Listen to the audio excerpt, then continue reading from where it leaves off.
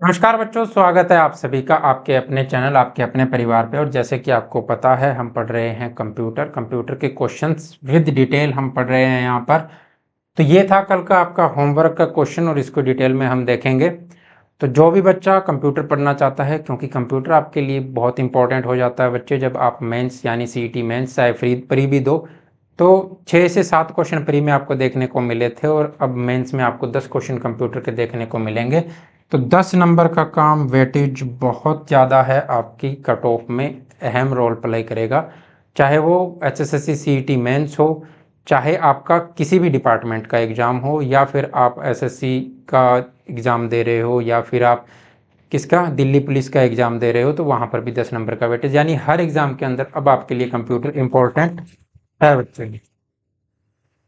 तो कंप्यूटर की क्लास जो बच्चा देखना चाहता है, चैनल को सब्सक्राइब कर लेना, बेल आइकन को दबा के ऑल पे प्रेस करना, और अच्छी लगे तो लाइक और शेयर ज़रूर कर देना। इस वीडियो की पीडीएफ आपको, इस क्लास की पीडीएफ आपको टेलीग्राम चैनल पे मिल जाएगी। टेलीग्राम चैनल का लिंक डिस्क्रिप्शन में मिल जाएगा, उसको आप ज्वाइन कर सकते हैं। पहला क्वेश्चन देखते हैं। भारत में विकसित परम सुपर कंप्यूटर का विकास किस संस्थान ने किया था? तो जो परम सीरीज आई थी बच्चे, उसका विकास किसने किया था? यहाँ पर सीडेक दिया हुआ है, आईआईटी कानपुर, उसके बाद में बाक दिया हुआ है, और आईआईटी दिल्ली दिया हुआ है। विच इंस्टीट्यूट डेवलप द परम सुपर कंप्यूटर इन इंडिया? ठीक है, तो इनकी फुल फॉर्म की बात करें तो अगर सीडेक की फुल फॉर्म आपसे पूछे तो होती है बच्चे centre for development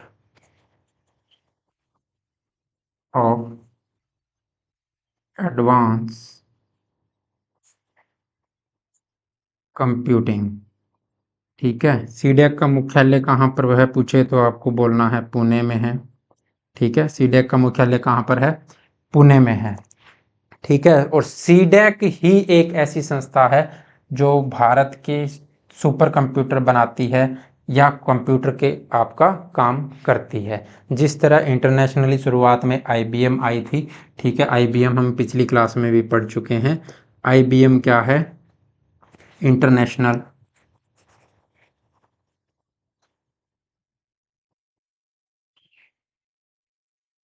business machine.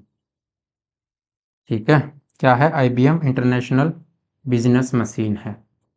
तो आईबीएम का हमने देखा था कि आईबीएम जो है, इसका जो स्थापना हुई थी 1911 में। इसकी स्थापना हुई थी, कैलकुलेटिंग ट्यूबलेटिंग एंड रिकॉर्डिंग कंपनी के सीटीआर के नाम से, और 1924 के अंदर क्या कर दिया था, इसका नाम बदल करके आईबीएम किया गया था, और इसको बिग ब्लू कंपनी भी कहा जाता है। ठीक है बच्चे, तो शुरुआत में जो इंटरनेशनली जो कंप्यूटर बनाने वाली कोई कंपनी थी तो वो थी, ये थी इंटरनेशनल बिजनेस मशीन के नाम से है। और भारत में, तो भारत में कौन बनाता है? तो ये जो परम कंप्यूटर की सीरीज आई थी, ये सीडेक ने बनाई थी बच्चे। ठीक है, शुरुआत में जो परम 8000 आया था, परम 8000 जो पहला सुपर कंप्यूटर था, वो सीडेक ने बनाया था। आईआईटी का मतलब क्या है? Indian Institute of Technology. ठीक है, बार्क, भाभा,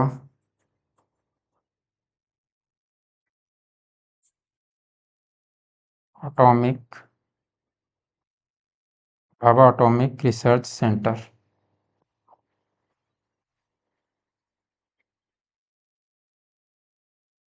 रिसर्च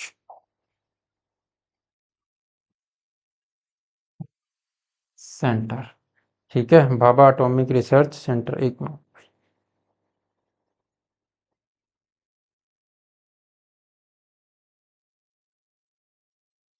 तो ये है आपका बार्क और इन सब की फुल फॉर्म। तो इसका आंसर क्या होगा? तो इसका आंसर सीडेक होगा। सीडेक का मुख्यालय कहाँ पर है? पुणे में है, तो आपको ध्यान में रखना है बच्चे।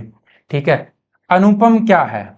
एक शोध संस्थान है, एक सुपर कंप्यूटर है, या फिर नवनिर्मित प्रक्षेपास्त्र है, यानी ए न्यूली बिल्ट मिसाइल है, कंप्यूटर सॉफ्टवेयर है, कंप्यूटर का सॉफ्टवेयर क्या है, ठीक है, ये आपको बताना है।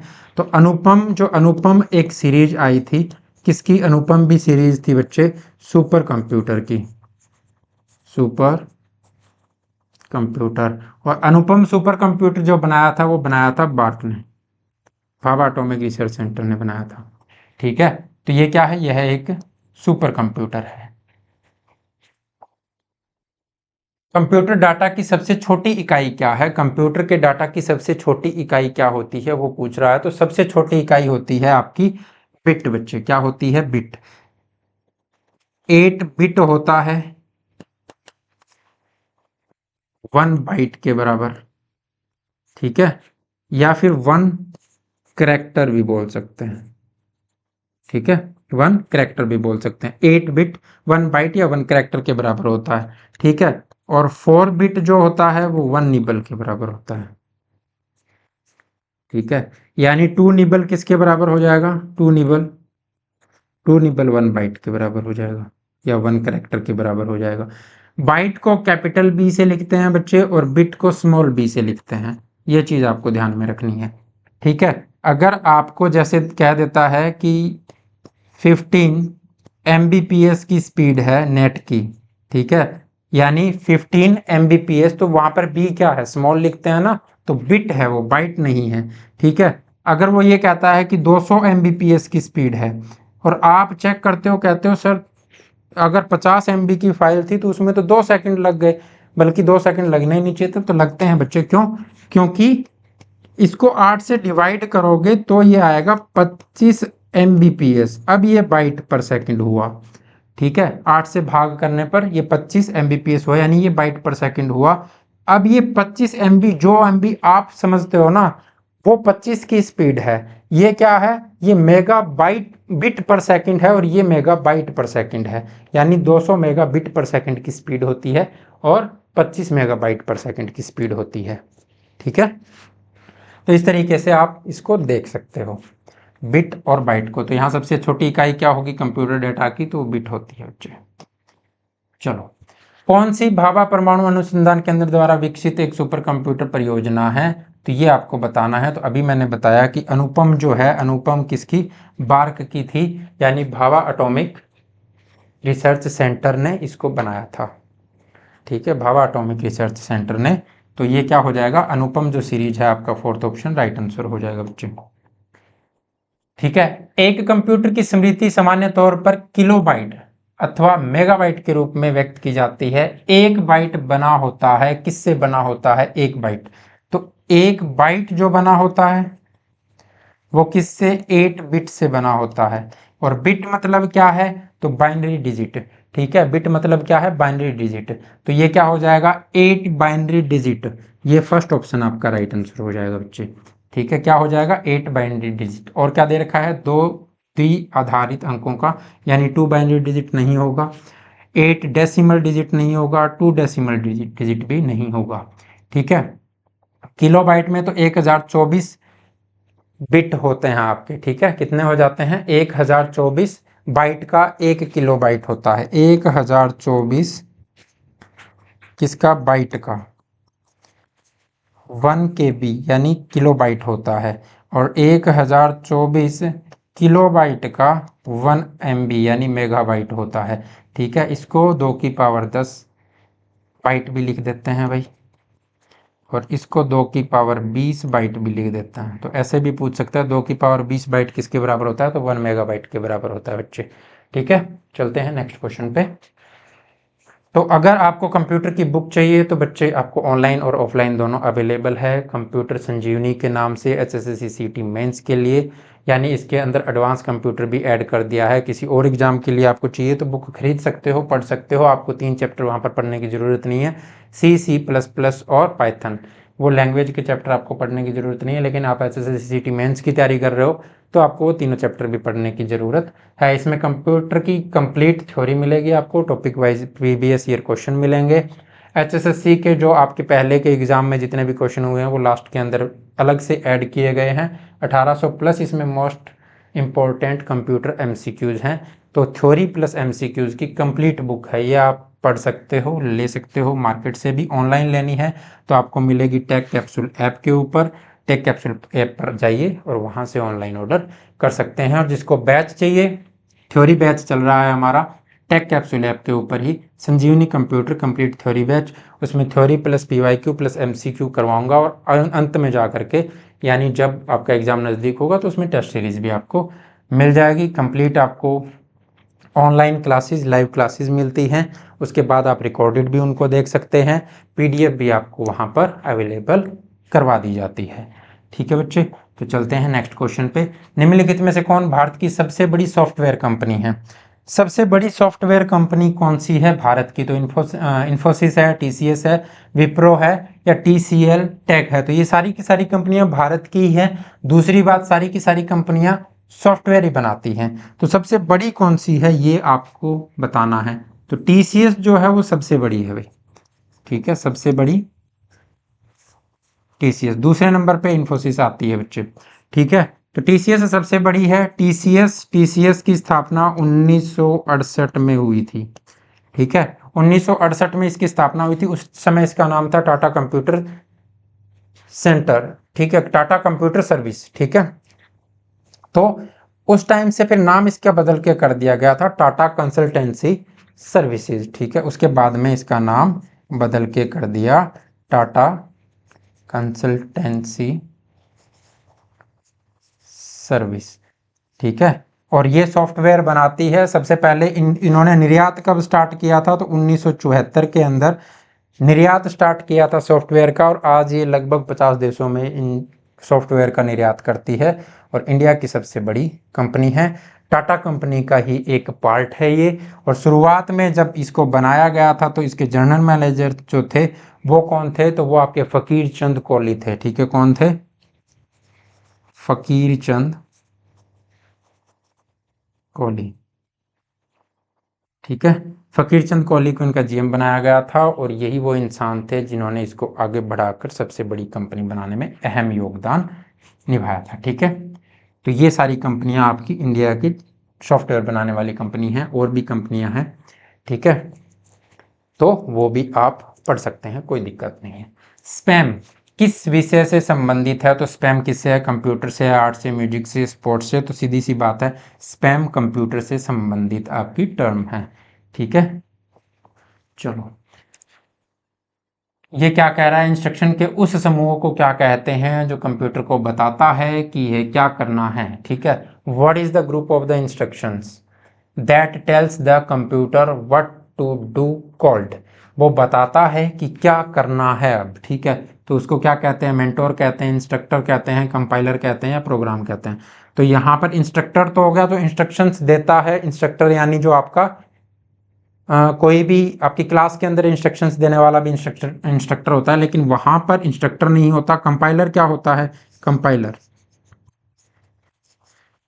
कंपाइलर बच्चे आपका थर्ड जनरेशन में जो आपकी कंप्यूटर की भाषा आई थी, जैसे आपकी वहां पर कौन कौन सी भाषा थी? वहां पर थी हाई लेवल लैंग्वेज थी, जो हाई लेवल लैंग्वेज यानी उच्च स्तरीय भाषा जो थी, उच्च स्तरीय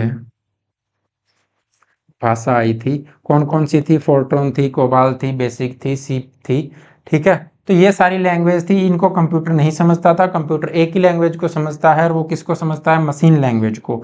तो इन सब HCL यानी HHL हाई लेवल लैंग्वेज को कन्वर्ट करने के लिए किस में? मशीन भाषा में, मशीन भाषा में बदलने के लिए, मशीन लैंग्वेज में बदलने के लिए एक ट्रांसलेटर यूज किया गया था जिसका नाम था क्या? कंपाइलर।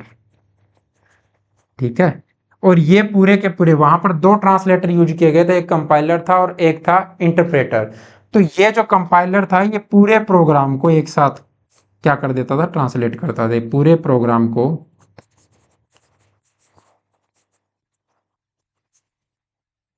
एक साथ बदलता था। ठीक है, और इंटरप्रेटर क्या करता था? इंटरप्रेटर जो है वो एक बार में एक लाइन को बदलता था प्रोग्राम की, यानी वो लाइन टू लाइन चेंज करता था और ये पूरे प्रोग्राम को एक बार में बदल देता था। ठीक है, तो ये क्या थे? ये ट्रांसलेटर थे आपके।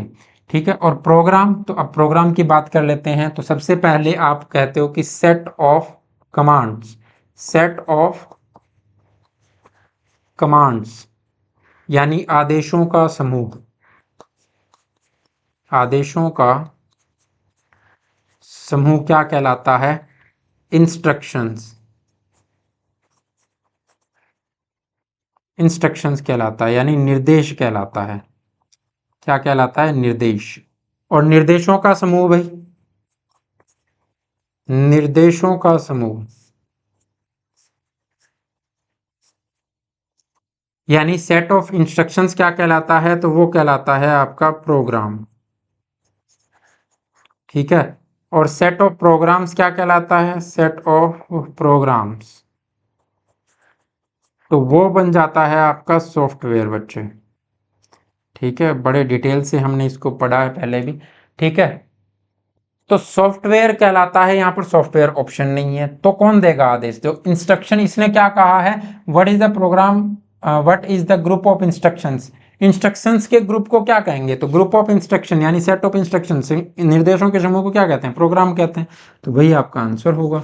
तो डी ऑप्शन आपका राइट आंसर हो जाएगा। क्वेश्चन पूछने का तरीका बच्चे अलग अलग हो सकता है, लेकिन आंसर तो उसी के अकॉर्डिंग आएगा ना।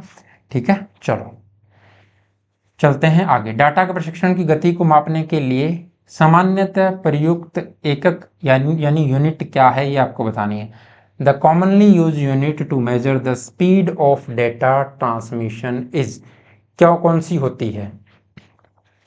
तो आप कहते हो किसी नेट की स्पीड kbps है, mbps है, ठीक है, gbps है, gbps है।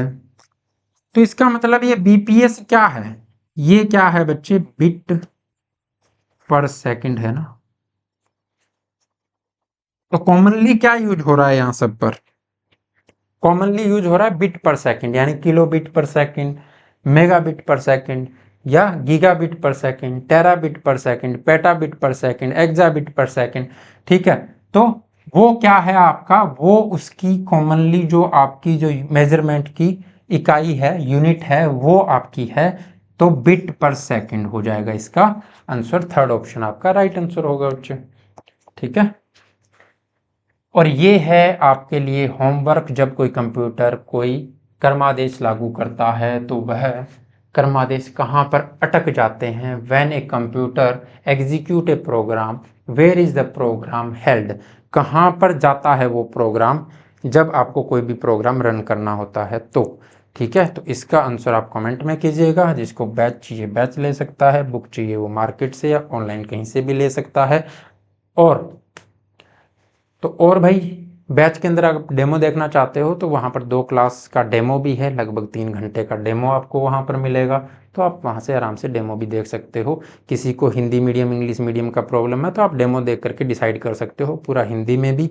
और जो टर्म आपको हिंदी में नहीं समझ में आती उनको इंग्लिश में भी वहाँ पर समझाया गया है, तो आप देख सकते हैं। इस वीडियो में इतना ही, नेक्स्ट वीडियो में फिर मिलेंगे अच्छे क्वेश्चनों के साथ। अपना और अपनों का ख्याल रखिए, पढ़ते रहिए। जय हिंद, जय भारत।